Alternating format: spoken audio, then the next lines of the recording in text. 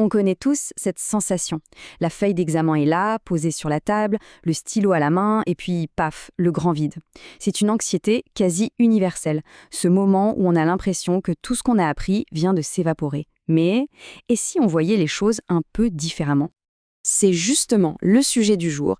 On va décortiquer ensemble l'art de la restitution. L'idée, ce n'est pas de subir une épreuve, mais vraiment de relever un défi. Comment est-ce qu'on peut transformer ce moment de pression en une véritable démonstration de maîtrise? C'est ce qu'on va voir. Alors, allons-y. Une évaluation, ce n'est pas simplement un test de mémoire. Loin de là. Il faut plutôt la voir comme une confrontation stratégique, une sorte de bataille où la préparation, oui, mais aussi et surtout la mentalité sont les vraies clés de la victoire.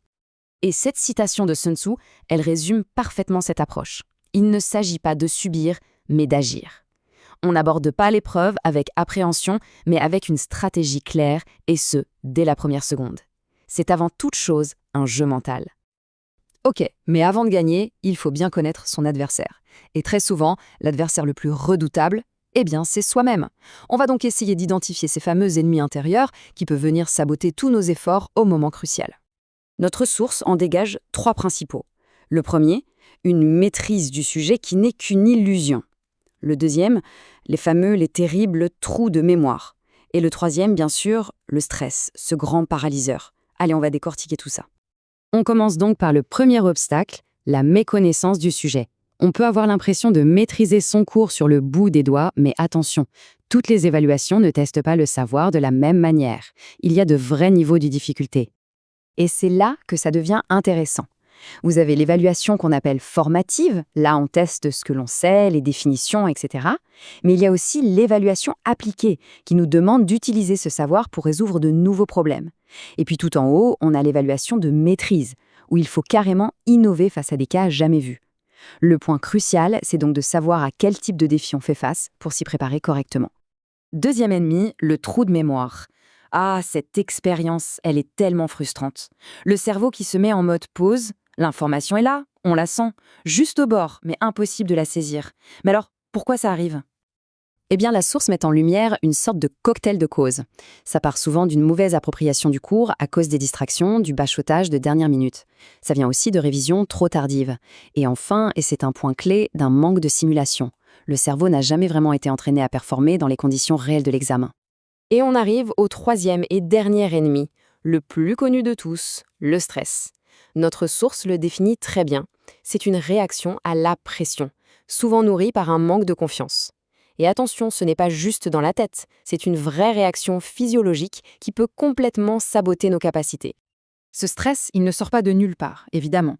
Il va se nourrir d'un manque de préparation, bien sûr, mais aussi de la peur de l'instant présent, de l'angoisse face à l'avenir et, au fond, de la simple peur de l'échec. C'est un ensemble de sentiments que beaucoup de gens connaissent. Et c'est là qu'intervient cette citation de Saint-Augustin. Pour moi, elle marque vraiment un tournant. Elle nous rappelle qu'une approche imparfaite, mais juste, vaut 1000 fois mieux qu'une confiance aveugle dans la mauvaise direction. C'est le bon moment, je crois, pour passer des problèmes aux solutions. Alors, comment on contre-attaque ? La clé, c'est la concentration. Il va falloir forger ses propres armes mentales pour réussir à surmonter ces obstacles. Et la bonne nouvelle, c'est que c'est une compétence qui se travaille.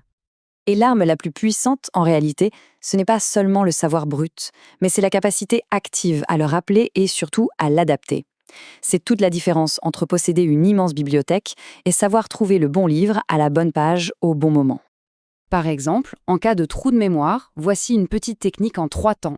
D'abord, on essaye de remonter le fil, de se souvenir du contexte d'apprentissage.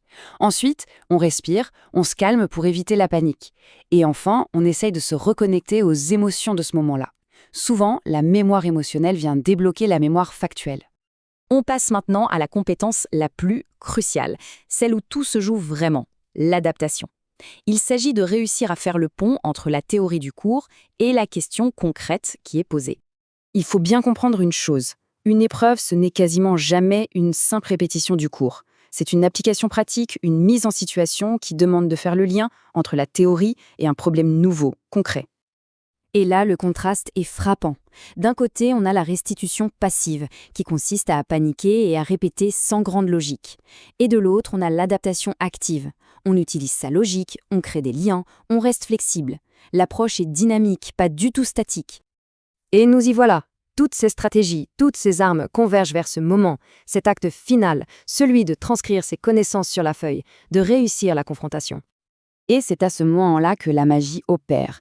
Une fois que ce lien mental est établi entre la question et le savoir, tout devient plus fluide.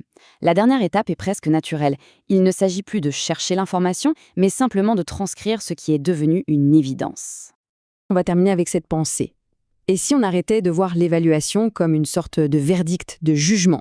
Si on la voyait plutôt comme une occasion de dialoguer avec le sujet, de montrer non pas ce qui a été mémorisé, mais ce qui a été vraiment compris, d'un coup, la page blanche semblerait peut-être beaucoup moins intimidante.